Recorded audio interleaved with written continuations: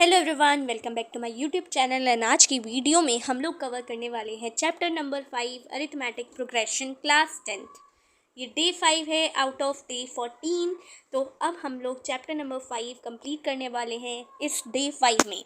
तो ये जो चैप्टर है बिल्कुल भी बोरिंग नहीं है, क्योंकि ये चैप्टर फॉर्मूला बेस्ड है और फॉर्मूला बेस्ड वाले क्वेश्चंस एक टाइप के ही होते हैं, तो उन्हें हमें ज़्यादा बार प्रैक्टिस करने की ज़रूरत नहीं पड़ती है। तो अरिथमेटिक प्रोग्रेशन के कुछ सवाल ऐसे ही होंगे जो आपके बहुत ही आसानी से सॉल्व हो जाएंगे। बट शुरू में ये चैप्टर आपको हल्का सा टफ लग सकता है, लेकिन धीरे धीरे करके आपका ये चैप्टर फेवरेट हो जाएगा। जैसे ये चैप्टर मेरा फेवरेट हो गया है क्लास 10th का। सारे चैप्टर्स में से प्रोबेबिलिटी सेकंड पे आता है, उससे पहले सबसे पहले आता है एपी, क्योंकि एपी चैप्टर बहुत ईजी अगर एनसीईआरटी लेवल का देखा जाता है, और ये एक यूनिक चैप्टर है जो आपने अभी तक नहीं पढ़ा है।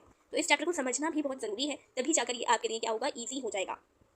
और अगर आप लोगों ने इससे पहले के 4 चैप्टर्स की वीडियो नहीं देखी है तो देख लीजिएगा, क्योंकि उसमें हमने इंट्रोडक्शन प्लस एक्सरसाइजेज एनसीईआरटी की प्लस पीवाईक्यू भी बताए हैं, जहाँ जहाँ ज़रूरत पड़ी पीवाईक्यू भी बताए हैं, और लास्टली हमने समरी भी की है। तो सारे चैप्टर्स में हम ये चारों चीज़ें करने वाले हैं, और अभी हम आपका टाइम वेस्ट किए बिना चैप्टर को स्टार्ट करते हैं। चैनल पर नए हो तो चैनल को सब्सक्राइब कर लेना। Now let's get started.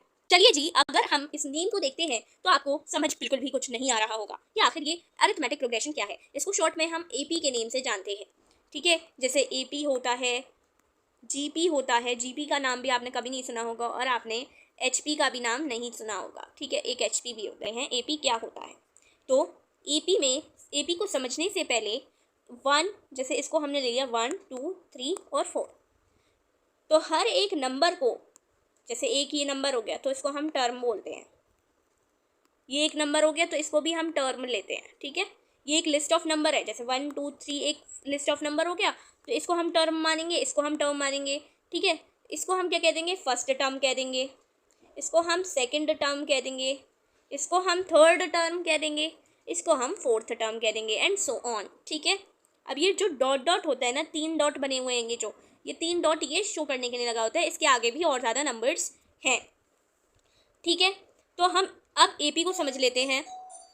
तो एपी में क्या है, एपी की डेफिनेशन क्या है, एक अरिथमेटिक प्रोग्रेशन क्या है, एक लिस्ट ऑफ नंबर्स है। जैसे ये 1 2 3 4 क्या था, ये एक लिस्ट ऑफ नंबर था जिसमें हर एक टर्म, ये टर्म है, हर एक टर्म ऑब्टेन किया जाता है एक फिक्स्ड नंबर को ऐड करके उसके प्रीसीडिंग टर्म में, except the first term. First term को छोड़ने के बाद अगर आप देखेंगे, इसमें 1 की एडिशन की गई है, इसमें भी 1 की एडिशन की गई है, और इसमें भी 1 की एडिशन की गई है।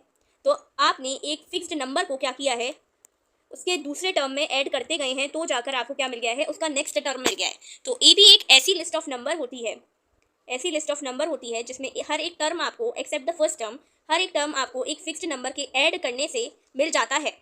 अब हर एक इस फिक्स्ड नंबर को, जैसे हमने प्लस वन किया, हर एक +1 डिजिट को अब हम इसको क्या कहेंगे, कॉमन डिफरेंस कहते हैं। इस फिक्स्ड नंबर को ही हम कॉमन डिफरेंस कहते हैं, और ये डिनोटेड किया जाता है बाई डी।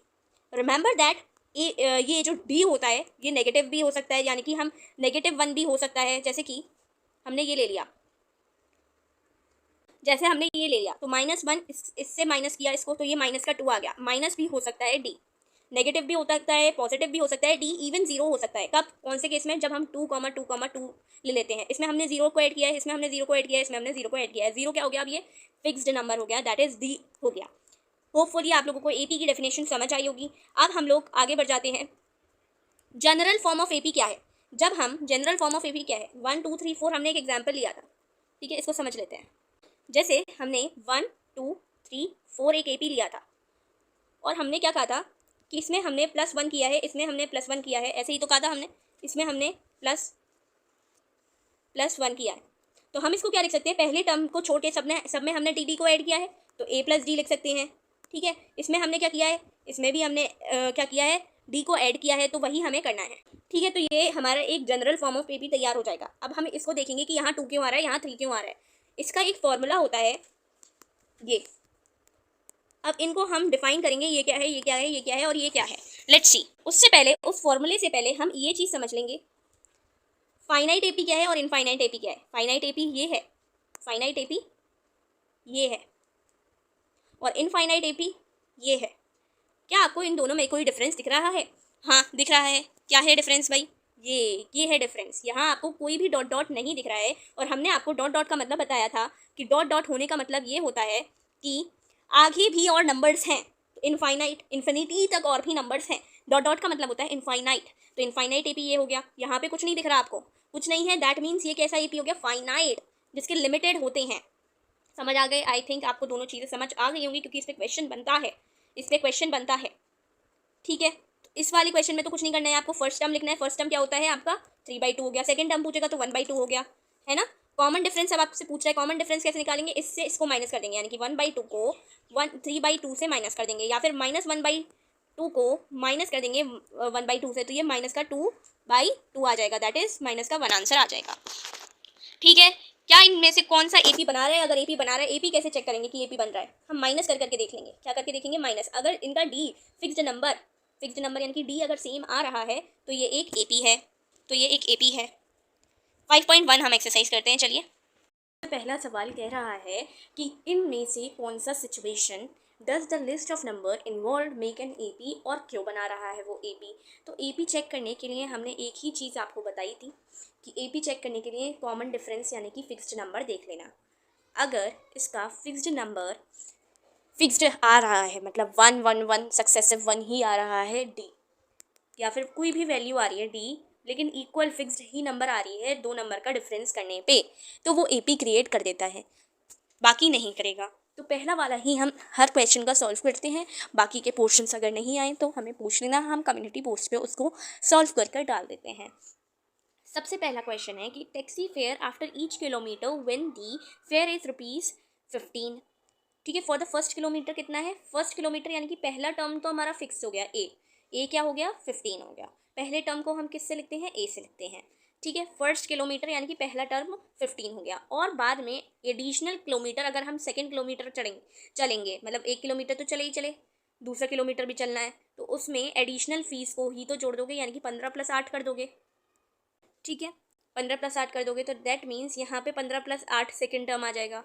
ऐसे ही 15 + 8 + 8 थर्ड टर्म आ जाएगा। तो इसको इससे जब माइनस करेंगे तो क्या हट जाएगा? 8 हट जाएगा। इसको इससे माइनस कर देंगे तो ये 15 हट जाएगा। तो मतलब क्या आएगा? डी यहाँ पर 8 आ जाएगा इस तरीके से। तो यानी कि ये एक एपी फॉर्म कर रहा है पहला वाला, तो यही हो गया इसका answer, that it is forming an AP. फिर नेक्स्ट कह रहा है फर्स्ट टर्म आपको बताना है। फर्स्ट टर्म और कॉमन डिफरेंस दे रखा है, पहले 4 टर्म फाइंड करने हैं। तो हमें पता है, हमने एक जनरल फार्मूला देखा था अभी इंट्रोडक्शन में ही। तो 4 टर्म्स निकालने के लिए इतना करेंगे। पहला दे रखा है कॉमन डिफरेंस 10 दे रखा है, तो एडिशन करना है, 20 हो जाएगा, फिर दूसरे का 30 हो जाएगा, और ये 40 हो जाएगा। इस तरीके से हमने पहला टर्म भी निकाल लिया और 4 टर्म्स भी निकाल लिए, पहले 4 टर्म्स। फिर थर्ड वाला कह रहा है find the first term. First term क्या होता है? A is equals to 3। First term सब में, इसमें -5 हो गया, इसमें ये हो गया, इसमें ये हो गया, और कॉमन डिफरेंस फाइंड करना है, यानी कि 1 में से 3 को घटाना है, 1 में से 3 को घटाना है, यानी कि -2। ऐसे ही इसमें से इसको घटाना है, इसमें से इसको घटाने के लिए -1 माइनस करते हैं, लेकिन -5 तो ऑलरेडी दे रखा है तो कुछ नहीं करना, -1 + 5 यानी कि 4 आ जाएगा कॉमन डिफरेंस। फिर इसमें कह रहा है इनमें से कौन सा एपी बना रहा है, और अगर एपी बना रहा है तो उसका कॉमन डिफरेंस फाइंड करो और साथ ही 3 और टर्म्स फाइंड कर दो। तो एपी बनाने के लिए, चेक करने के लिए हम ये चेक करेंगे कि 4 - 2 कितना आ रहा है? 2 आ रहा है। 8 - 4 कितना आ रहा है? 4 आ रहा है। ये एक एपी नहीं है, क्योंकि कॉमन डिफरेंस यानी कि फिक्स्ड नंबर सेम नहीं आ रहा है। सेम नहीं आता है तो वो एपी नहीं है। अब अगर एपी नहीं है तो हमें कॉमन डिफरेंस तो फाइंड करने की ज़रूरत ही नहीं है, और 3 मोर टर्म्स भी फाइंड करने की ज़रूरत नहीं है। इनमें से ये क्वेश्चन इंपॉर्टेंट है, ये भी एपी नहीं बनता है। ठीक है, एक ये क्वेश्चन इंपॉर्टेंट है और ये तो आता ही आता है, ये वाला क्वेश्चन आता है, PYQ है। एक ये PYQ है और एक ये PYQ है। इनको आप लोग अच्छे से कर लेंगे, बाकी सारे पोर्शन भी अच्छे से करेंगे और इसको भी साथ ही अच्छे से करना है। ठीक है, नेक्स्ट है nth term of the AP. अब जो हमने ये फॉर्मूला बताया था आपको, ठीक है, इस फॉर्मूले की बारी आ गई है। अब ये फॉर्मूला कैसे निकलेगा, क्या है ये फॉर्मूला, और सम क्या होता है, ये चीज़ हमें याद रखनी है। कह रहा है क्या? nth टर्म यानी कि लास्ट टर्म। nth टर्म क्या होता है? Last term of the AP. Last term of the AP कैसे निकालेंगे? जैसे एक एग्जांपल ले लेते हैं, 1 2 3 4। ये फाइनाइट एपी का एग्जांपल है क्योंकि यहाँ पे डॉट डॉट नहीं है। ठीक है, तो लास्ट टर्म इसमें क्या दिख रहा है? 4, तो 4 लिख दिया nth टर्म। तो nth टर्म का फाइंड करने का फॉर्मूला क्या है? an क्या है? 4 है। a की वैल्यू पता है 1 है। n की वैल्यू है, n कितने, n क्या होता है? n is equals to number of term. कितने नंबर ऑफ टर्म दिखाई दे रहे हैं यहाँ पे? 1 2 3 4, 4 नंबर ऑफ टर्म दिखाई दे रहे हैं। 4 में से यहाँ पे क्या लिखा है? 1 माइनस करना है। और d की वैल्यू क्या हो गई? 2 में से 1 गया, 1 बचा। अब इसे कैलकुलेट करना है क्या ये इक्वल आ रहे हैं? 1 प्लस यहाँ पर 3 बचा और 3 इंटू 1 विल बी 3, तो 4 is equals to 4। That means ये फॉर्मूला सही है और हमारा इसका एप्लीकेशन भी सही हुआ है। हमने एग्जाम्पल लिया था 1 2 3 4, ठीक है। nth टर्म जहाँ पर ये था, नंबर ऑफ टर्म्स इनको गिन करके आएगा, पहला टर्म ये है और डी हमारा माइनस करने पे निकल आता है। तो इस फॉर्मूले को क्या करना है, लर्न करना है, क्योंकि इस फॉर्मूले से क्वेश्चन आता ही है, मिक्स करके आता है एस एन और ए एन का। A n is equals to a plus n minus 1 into d. शुरू में लर्न नहीं होगा बट हो जाएगा। ए एन को यानी कि लास्ट टर्म को हम एल से डिनोट भी करते हैं, लास्ट टर्म को हम एन से डिनोट भी करते हैं। अब जैसे कि इस एग्जाम्पल को देखो, 10th टर्म आपको फाइंड करना है, यानी कि ए 10 फाइंड करना है।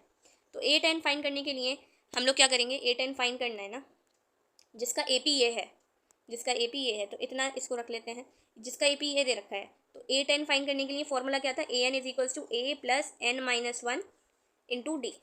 तो ए 10 फाइंड करना है, यानी कि नंबर ऑफ टर्म्स कितने हो गए, जो यहाँ लिखा होता है उतने ही नंबर ऑफ टर्म्स हो जाते हैं, यानी कि एन कितना हो गया, 10 हो गया, ठीक है। एन कितना हो गया, यहाँ पे 10 हो गया। ए कितना हो गया, 2 दे रखा ही है, 2 लगा दिया यहाँ, एन की वैल्यू रख दी, 10 माइनस 1 9 हो जाएगा। डी यहाँ से माइनस करने पे निकल आएगा, डी माइनस करने पे 5 आ गया, और ए 10 की वैल्यू 47 आ गई। क्या हमारा आंसर सही है, 47 सही है। नहीं आया है तो इसके मतलब वीडियो को पीछे करो और दोबारा से देखो, क्योंकि इजी है, आ जाएगा थोड़ी देर बाद ही। जैसे ये हमें ए एन ऑलरेडी दे रखा है, कह रहा है कि कौन सा टर्म होगा -81, तो -81 क्या दे रखा है, लास्ट टर्म दे रखा है, सपोज कर लो, यानी कि ए एन दे रखा है सपोज, तो इसमें हमने रख दिया। ए हमें गिवन है, एन की वैल्यू हमें निकालनी है, क्योंकि हमसे पूछा जा रहा है क्या नाम है, कौन सा टर्म होगा, यानी कि एन की वैल्यू निकालनी है। यहाँ पर ये रहा, जीरो भी उसके सामने रख देंगे, जीरो के सामने रख देंगे, इक्वेशन बन जाएगी, निकल आएगा। एक डिटरमाइन करना है ए पी, जिसका थर्ड टर्म, यानी कि थर्ड टर्म कैसे निकालेंगे, a plus n minus 1 into d, यानी कि ए प्लस 2 डी कितना दे रखा है, 5 दे रखा है। ऐसी ए प्लस 6 डी कितना दे रखा है, 9 दे रखा है। इसमें से इसको कट कर देंगे और नीचे एक वैल्यू आएगी, माइनस में माइनस से माइनस कट जाएगा और आंसर यहाँ से डी की वैल्यू निकल आएगी। डी की वैल्यू निकलते ही एक ए पी फॉर्म हो जाएगा ईजीली। इसके बाद ये बहुत इंपॉर्टेंट है, मोस्ट इम्पॉर्टेंट, एक तो ये 3 के टर्म्स में भी पूछ लेता है, कभी कभी 7 भी पूछ लेता है कि 3 के नंबर कितने डिविजिबल हैं, 2 digit number, 2 digit number starting with 12 जो कि डिविजिबल होगा पहला नंबर 3 से, और 99 लास्ट नंबर होगा। तो हमें कुछ नहीं लिखना, 99 को यहाँ लिखना है, ए को यहाँ लिखना है, एन की वैल्यू हमें निकालनी है और 3 यहाँ लिख देंगे, क्योंकि कॉमन डिफरेंस इनका क्या आ रहा है, 3 आएगा, और यहाँ से 30 टर्म्स निकल आएंगे और नंबर ऑफ टर्म्स ही हमें निकालने थे। इसके बाद एक ये है, इसमें एक चीज़ याद रखना कि अगर सिंपल इंटरेस्ट का निकालना होता है तो वो एपी बनता है, सिंपल इंटरेस्ट में एपी बनता है, कंपाउंड इंटरेस्ट में एपी नहीं बनता। सिंपल इंटरेस्ट में एपी इसलिए बनता है क्योंकि एक ही फॉर्मूले का यूज़ कर हमें 1 2 3 ही लगाना होता है, बट कंपाउंड इंटरेस्ट में एन की पावर आ जाती है और पावर अलग अलग सोल्यूशन देती है और कॉमन डिफरेंस सेम नहीं निकाल के देती। यहाँ पर कॉमन डिफरेंस सबका सेम आएगा, इसलिए सिंपल इंटरेस्ट में एपी फॉर्म होता है, कंपाउंड में नहीं होता। ये भी इम्पॉर्टेंट मान सकते हैं, ठीक है। इसके बाद है 5.2 एक्सरसाइज। तो इसमें ए दे रखा है, डी दे रखा है, फॉर्मूला लगाना है, a n is equals to a n find करना है। तो ए की वैल्यू 7 दे रखी है, प्लस एन माइनस 1 8 माइनस 1, और डी की वैल्यू 3 दे रखी है। सॉल्व कर लोगे हो जाएगा। ये भी सेम वही है, क्वेश्चन वैसा ही क्वेश्चन है। इसमें से एक सवाल कर लेते हैं, पहला वाला कर लेते हैं। कह रहा है कि आपको क्या मिसिंग टर्म फाइंड करना है, यानी कि ये ए दे रखा है और ये क्या दे रखा है, ए प्लस 2 डी होता है, वो ए प्लस डी होता है यहाँ, और फिर ए प्लस 2 डी होता है, यानी कि ए प्लस 2 डी हमें गिवन है 26, ए प्लस 2 डी क्या गिवन है 26, ये ए प्लस 2 डी है, और ए की वैल्यू भी दे रखी है 2, तो यहाँ 2 रख दिया और ये 2 डी हो जाएगा। 26 के सामने रखा हुआ है, ये 2 इधर चला जाएगा, 24 हो जाएगा, ये 2 डी हो जाएगा, डी की वैल्यू निकल आएगी और यहाँ से आंसर निकल आएगा। उसके बाद ये सेम क्वेश्चन है जो हमने एग्जाम्पल में किया था, इंपॉर्टेंट अगेन, और इसमें से ये वाला इंपॉर्टेंट है कि ए 17 माइनस एक्सीड्स का मतलब होता है माइनस करने पे ए 10 से, तो वो 7 मिल रहा है, तो इक्वेशन बन जाएगी A plus 16 D minus A minus 9 D is equals to 7। A से तो ए गया, डी की वैल्यू यहाँ से निकल आएगी, रख देना, कॉमन डिफरेंस ही निकालना है, ठीक है, कॉमन डिफरेंस ही निकालना है। इंपॉर्टेंट, मोस्ट इंपॉर्टेंट, पूरी एक्सरसाइज में इंपॉर्टेंट ये है, ये है, ये है, बस, ठीक है। अब एस एन का फॉर्मूला देख लेते हैं, एस एन का फॉर्मूला देख लेते हैं, बहुत इंपॉर्टेंट। एस एन का फॉर्मूला क्या होता है, एस एन क्या होता है ना, 1 2 3 4 है जैसे कि, तो इनका सम, इन चारों टर्म का सम यानी कि 4 + 3 + 2 + 1, अब इतने का तो हम सम निकाल लेते हैं, बट अगर यहाँ से लेके 100 तक का सम निकालना है तो बहुत ज़्यादा लेंथी क्वेश्चन हो जाएगा। इसलिए एक फॉर्मूला दिया जाता है सम निकालने का, n/2 ट्वाइस ऑफ a, इसको भी लर्न करना पड़ता है, n-1 इंटू डी, रट जाएगा ये लास्ट तक। n number of term, a first term, n number of term, d क्या हो गया, d क्या हो गया, कॉमन डिफरेंस फिक्स्ड नंबर। इसको हम एक और फॉर्म में लिख सकते हैं, क्या, इसको तोड़ो, n/2 ट्वाइस ऑफ a को a + a लिख सकते हैं, n-1 इंटू डी लिख सकते हैं। तो ये क्या होता है बेसिकली, ये किसका फॉर्मूला है, an का फॉर्मूला है। तो इसकी जगह इतना सब लिखने की वजह हम an भी लिख सकते हैं डायरेक्ट। जब हमें an दे रखा होगा, यानी कि लास्ट टर्म अगर हमें दे रखा है तो हम ये फॉर्मूला इजीली चला देंगे। इसका यूज़ भी काफ़ी ज़्यादा होगा अभी आगे। सबसे पहले हम लोग देखेंगे जो मोस्ट इम्पॉर्टेंट क्वेश्चन है इसमें, एक ये बनता है कि सम ऑफ पॉजिटिव इंटीजर्स अगर हमें निकालना होता है तो वो n into n+1 direct formula है, लगा दो। सम SN वाले फॉर्मूले से भी निकल जाएगा, फर्स्ट नेचुरल नंबर इंटीजर्स का सम, बट ये डायरेक्ट है जो कि 1 मार्क्स MCQ में पूछ लेते हैं,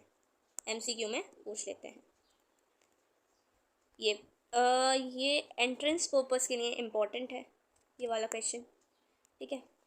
यहाँ आ जाते हैं, बहुत अच्छा क्वेश्चन है कि हमें अप टू 10 टर्म्स निकालना है, यानी कि n यानी कि 10 हो गया, S10 क्या हो गया, 10 हो गया, n/2 twice of a plus n-1 into D, n-1 into D, solve कर लेना, आंसर आ जाएगा, ठीक है। इसमें से ये जो बच्चों को टफ लगता है और इम्पॉर्टेंट भी यही होते हैं, तो इसमें से कोई भी एक उठा लेते हैं करने के लिए, ठीक है। जैसे an दे रखा है क्या, 4 दे रखा है, d क्या दे रखा है, 2 दे रखा है, sn क्या दे रखा है, माइनस का 14 दे रखा है। दो इक्वेशंस बनेंगी, उनको सॉल्व करेंगे, आंसर निकल आएगा। जैसे sn दे रखा है माइनस का 14, an दे रखा है, ठीक है। तो इसमें डायरेक्ट हम n/2 a n वाला भी लगा सकते हैं, ऐसे n = n/2 twice of a plus n-1 into D भी लग सकता है। इम्पॉर्टेंट कि सम ऑफ 636 निकले कितने टर्म्स में, ठीक है। तो SN दे रखा है यानी कि 363, यहाँ वो 636 यहाँ आ जाएगा, और n की वैल्यू निकालनी है यानी कि ट्वाइस ऑफ a 18 हो जाएगा, n-1 n की वैल्यू निकालनी है इंटू डी इसको इससे माइनस कर लेंगे, 17 माइनस का 9 कर लेंगे, और यहाँ पर ये स्प्लिटिंग मेथड से इसको सॉल्व किया जाएगा, स्प्लिटिंग करके, क्योंकि n² बन जाएगा, ठीक है, n² बन जाएगा और स्प्लिटिंग मेथड से इसको हम फाइंड कर लेंगे। ये भी इजी है, सारे एक ही टाइप के क्वेश्चंस हैं, ये इंपॉर्टेंट है। आपसे पूछ रहा है सम ऑफ फर्स्ट 15 टर्म्स निकालना है, तो कुछ नहीं करना, यहाँ पर a = यानी कि n की वैल्यू एक बार 1 रखना, एक बार n की वैल्यू 15 रख देना, जितना पूछा जा रहा है बस उसको करना और लगा देना n/2 a + l, क्योंकि a भी पता है l भी पता है, इसमें भी ये केस में ये भी ही करना है, इम्पॉर्टेंट। इसमें d को हम इसमें d को हम नेगेटिव का 20 इसलिए लेते हैं क्योंकि प्रोसीडिंग टर्म से 20 लेस है, तो d की वैल्यू -20 रहती है। तो इस क्वेश्चन में गड़बड़ यही होती है कि कॉमन डिफरेंस लोग क्या ले लेते हैं, प्लस का 20, और आंसर गलत आ जाता है, वरना ये क्वेश्चन फार्मूला बेस्ड है। फार्मूला जो SN वाला बताया है बिल्कुल वही फार्मूला बेस्ड क्वेश्चन है। इम्पॉर्टेंट, मोस्ट इम्पॉर्टेंट, क्यों, क्योंकि इसमें ना 5 लॉग्स आते हैं टॉप पर, और इसमें भी फॉर्मूला लगेगा बट स्प्लिटिंग मेथड का यूज़ किया जाता है, तो इसमें टाइम टेकन क्वेश्चन होता है, तो टाइम टेकन क्वेश्चन एग्जाम में ज़रूर आते हैं, एग्जाम्स में ज़रूर आते हैं। तो ये चैप्टर बहुत ही अच्छा, इजी, सिंपल है, अच्छे से पढ़ोगे और इसको एक बार यानी लेक्चर देख लिया, लेक्चर देखने से कुछ नहीं समझ आएगा, पहले एक्सरसाइज सॉल्व करनी है, एक्सरसाइज सॉल्व कर लोगे तो इस चैप्टर का जो ये लेक्चर देखा है आराम से समझ आ जाएगा सब कुछ। एक अरिथमेटिक प्रोग्रेशन क्या होता है, लिस्ट ऑफ नंबर, जिसमें हर टर्म प्रोसीडिंग टर्म में फिक्स्ड नंबर को ऐड करके मिल जाता है एक्सेप्ट द फर्स्ट टर्म, और इस फिक्स्ड नंबर को हम कॉमन डिफरेंस कहते हैं। General form of the EP ये होता है, और इसको हम इस तरीके से भी लिख सकते हैं, इस रिजल्ट को SN का फॉर्मूला, AN का फॉर्मूला, और हम इसको हम ऐसे भी लिख सकते हैं, यानी कि यहाँ पर हम AN भी लगा सकते हैं, ठीक है। तो ये पूरा हमारा चैप्टर था AP arithmetic progression class 10th का, बहुत ही सिंपल चैप्टर है, इसमें मतलब ऐसा कुछ नहीं है। अगर फॉर्मूला 2 फॉर्मूला है, मेन 2 फॉर्मूला है, AN का और SN का, ये याद हो गए, बाकी सबके टर्म्स में निकालना आ जाएगा, सारी चीज़ें निकालनी आ जाएंगी, और इसको मैं लास्ट ईयर जब क्लास 10th में थी तब मैंने इसको कितनी बार एटलीस्ट सॉल्व कर लियोगे इस एनसीईआरटी को, ओनली 5 to 6 टाइम्स, ज़्यादा करने की ज़रूरत नहीं है। 5 to 6 टाइम्स में भी एपी चैप्टर आपका बहुत अच्छे से हो जाएगा। ठीक है, अगर चैनल पे नए हो तो चैनल को सब्सक्राइब कर लेना, क्योंकि आंसर राइटिंग वीडियोस, आंसर कैसे लिख के आना है बोर्ड्स में, सारी चीज़ें इसमें इस चैनल पे ही डलेंगी। तो till then take care, bye bye.